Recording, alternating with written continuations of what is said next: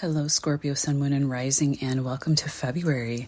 The magical world of Pisces takes over this month. It's a month for dreaming our wildest dreams, thinking, creating, collaborating, and communicating as we have most of our planets in Pisces and Aquarius, water and air. It's a time for fantasy, magic, receiving messages from our ancestors, downloads from our dream world through music, having otherworldly experiences, and divine inspiration. Past life love coming back into your life can happen. Boy, so much. Deep compassion, empathy for others, with a desire to take action and changing where we see injustice around us. But we must watch for overindulgence because there is so much Neptunian influence. If something comes to you regarding art, creativity, music, film, writing ideas, ways to help people suffering in the world, the oceans and environment, etc., jot them down, as this is no ordinary month, as the veils are thinning between the worlds. And we're getting ready for that next round of eclipse activity, which can be felt weeks in advance, with the lunar eclipse in Virgo on March 13th. And then we have the solar eclipse portal opening up on March 29th in Aries. And that can already start to be felt now. The energy for eclipses starts to happen about several weeks before the actual eclipse date. And this is happening in the Virgo, Pisces, Aries, Libra part of your sky. On January 29th, we just had a lovely new moon in Aquarius at 9 degrees, showing new beginnings unfolding now until August 9th at the Aquarius full moon. That moon was beautifully aspected with a tight trine from Jupiter and Gemini, also conjunct Mercury and Pluto. Pluto was in a wide conjunction, but this can still be felt the first few days as we go into February. And this happened in your fourth house of home, family, ancestral patterning and conditioning, where we live, property, motherhood, and with this Jupiter trine from the 8th house, you could have some kind of deep healing, new beginning around shared resources, new ways of handling taxes, tax breaks, income from property or for a property can come through. And this can unfold over the next 6 months as well. Healing old family wounding and family stories within your home. The 5th house of love and romance and children is receiving a trine from Mars at the same time in Cancer in the 9th, and a sextile from Uranus in the 7th of serious partners. So this 5th, 7th, 9th house are also connected in a positive flowing way. You could find money or money come into money, and this would be like chunky, let me see, no, okay. This would be, having the ability to travel or to take a special trip with your family, your children. It can be somewhere fun with the 5th house lit up in a positive way. And it can be a relief as you have had Saturn sitting over here creating blocks and blockages, much more heaviness and seriousness, and sometimes probably even depression around, being able to have fun, new romance, current romance, luck, children, sports, etc. You could be finding out that you're pregnant, and that ties in with this major positive transformation happening in the home. You could have sudden investment payouts that can change where you live, that can help you upgrade your home for you and your family in a positive, big way. If this isn't about you, it could be a family member having this good news or opportunity to travel for joy or education, like an opportunity to study abroad. Just as an example, my daughter actually just had an opportunity arise to go to China over the summer through like a program with her school. So there's actually a perfect example of how this can play out. All in all, it is a beautiful new moon. An aspect that won't occur all year, or maybe even again in our lifetime, will be the Venus-Neptune North Node conjunction in Pisces. And this will also sextile Pluto, and Uranus will also sextile the conjunction. And Mars in Cancer is in wide aspect, but will trine it as well. This happens on February 1st through the 9th and can be felt coming exact on February 1st and the 2nd, and that's at 27 and 28 degrees of Pisces. In your 5th house of happiness, fun, children, romance, lotto wins, speculative gains, sports and theater, expressing yourself. We will get 2 hits of this conjunction because Venus will go retrograde in Aries. So don't worry if you're listening to this a little bit too late. You'll have a second chance here. Starting on March 2nd, and we'll go back down to, let's see, where were we? Okay, I was looking back over my notes. We'll go back down to Pisces, and then we'll have that conjunction again, March 28th, again at this anaretic degree. There are no hard outer planet aspects. Saturn is in a wide 10-degree conjunction, so not really giving any problems at the February time. And it's trining Mars and Cancer at the same time, lending like a power, drive, longevity, stamina to accomplish this fifth house dream or goal. Also, with this Saturn-Mars trine, that is, if you're in a romantic relationship, it could be lending some kind of like sensual experience to like this fifth house of romance as well. Jupiter in the 8th is trining over to the Aquarius placements in the 4th house of home and family at the same time. So this can also kind of speak to a reinvigoration of a current relationship or a faded love from past life that can come in through this conjunction. And you can meet in a faded way or through like some kind of Neptune Pisces means, like being at a film premiere or a film that you worked on or created. This doesn't have to be Lionsgate, big Hollywood. It can be though. But it could also be like a short film, photography, or the visual arts in general. And this can happen while traveling overseas because we have this trine to the 9th of foreign lands and travel. Maybe you're traveling over water, like a cruise ship, being near water in general, or near places rich in folklore or mythology, cruises, islands, waterfalls, spiritual treats, ancient ruins. And of course, my dog is going to bark and bother me. He does this every time I'm recording. I'm sorry, Scorpio. I'll be right back.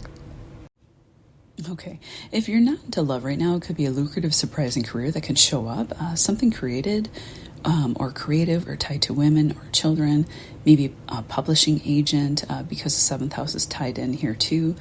Maybe you're writing an international cookbook, a children's book, a play you're developing.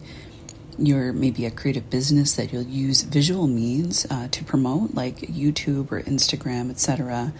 Or you and a partner could be traveling for fun, or maybe you're working on a business with a partner, and there's a travel element here as well.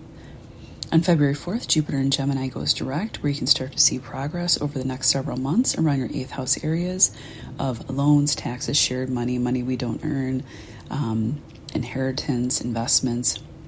This house also covers astrology, magic, research, detective work, transformation. It's where we do, psychological healing, mystery, sex, death, and rebirth. Jupiter also rules your 5th house of romance and your 2nd house of banking. And so these are not only income houses, but they're also like very sensual, intimate houses as well. So you could be healing intimacy issues with a partner or meet somebody new that may have like a very transformative effect on your life. On February 5th, Venus enters Aries, your 6th house of health, work, pets, day-to-day living, people you hire, your own business, healthcare workers, the service industry, rental income, for example. Venus will bounce between this house and your 5th house of love and romance for the next several months. You can meet love while traveling for work, while working on yourself, transforming physically, while being involved in, photography, film, as Neptune rules film, photography, visual arts, especially if you work with these areas. But you could also just be loving the work that you're doing and earning more money with Venus here and even retrograde. Also, you could be more popular with Venus going through that 5th house, or just having better time, more fun time, loving thoughts and emotions with your children.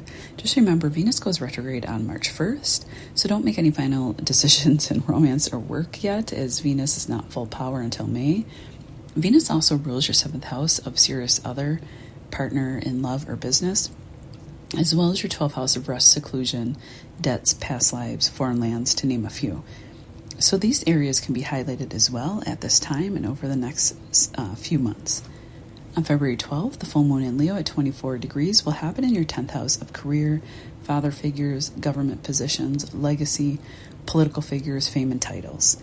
This full moon, I'm not going to lie, Scorpio, this one's a bit tough as we have the Sun and Mercury in your 4th house of home and family in Aquarius opposing this moon, but it's also receiving a hard square from Uranus in the 7th. It could be that you have a new career opportunity, but it's one that won't sit well with a romantic partner, or it separates from you from a partner for a while. Uranus can separate. like a work contract overseas or a new position that will occupy a large chunk of your time and create an imbalance on the home front. This is felt for Scorpio, Sun, Moon, and Risings most, anywhere from 20 degrees and up. Or maybe it's your partner with the opportunity and there's a power struggle around, your partnership, or there's work and career power struggles. There's a sweet spot here that I want you to focus on to get through this really rough, full moon. And this is the Pluto-Venus sextile, and this lends a little bit more importance for you because Pluto rules you. It's one of your planetary rulers along with Mars. This is happening in the early degrees, felt most from 0 to 7, 0 to 8 degrees. And this is happening from your 4th house of home and family over to your 6th house of like health, vitality, work, etc., day-to-day living. And it can mean that in spite of this hard moon, there's a strong desire to make peace and create and transform relationships within the home and the day-to-day realm. And there's, a little bit more flow and ease through something transformative that can be worked on. There's an opportunity for healing and stability with the emotional world of your family as well and with a partner. So keep the focus here if anything difficult happens at this moon. Also focus on creativity, having fun, or getting away to travel if possible with family or your children or your romantic partner, because there's still this Mars in the 9th house trining over to Saturn in the 5th. So again, that could show like some action. Or love with someone from a different country, if I didn't mention that before. On the 23rd of February, Mars, your ruler, goes direct, but not out of shadow until spring. You can slowly but surely start to feel momentum again in your 9th house of travel, luck, foreign lands, foreign language, higher education, law, legal settlements, doctors, gurus, philosophy, and as well as you can see improvements in your 10th house of career, father figures, government jobs, titles, legacy, etc. But also Mars rules your 6th house of health, day-to-day living, and pets and work. So there can be improvements for, your pets, your job. You can slowly start to see progress in those areas as well. And full steam ahead by April. On February 27th, the new moon happens in Pisces at 9 degrees in that 5th house again, highlighting that earlier conjunction I had talked about. And then March 1st through April 12th, Venus goes retrograde in Aries and Pisces and won't be out of shadow until May 16th. You can be reviewing a job, your health routines. Sorry, Scorpio, I have to keep pausing. It's early morning in my home, and I keep having interruptions from my children, from my dog. It just can't be avoided right now. But anyway, you can be reviewing a job, your health routines, diet and exercise, going in for health checkups, reviewing how to make money, business contracts you could be looking back over, just to name a few.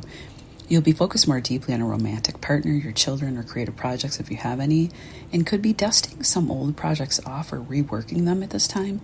Venus won't be direct and out of shadow. Oh, I think I already mentioned that. Sorry. Venus only retrogrades every 18 months or so. So it's quite a significant time, and even more so as she spends this chunk of her time in Aries, your 6th house, and your 5th house of Pisces.